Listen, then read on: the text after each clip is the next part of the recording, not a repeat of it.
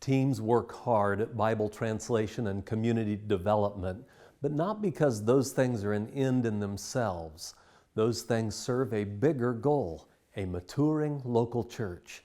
Even though team members may be there for many years, they know that sometime they'll need to leave, perhaps even sooner than they expect. And they want to know that the local church is able to continue without them. So starting a church that depends on foreigners is simply not going to be wise.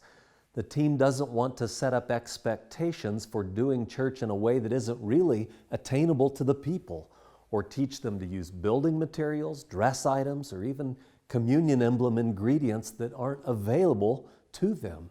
The team works to plan a church that they won't have to someday figure out how to turn over to the local people and to local leadership.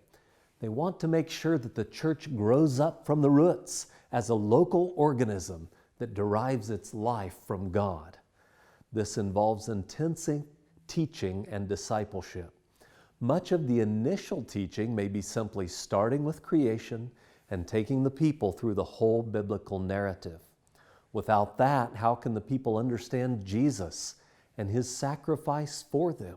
It also prepares them to surrender to God and align themselves with His holiness as God's will for His church is taught to them from the New Testament.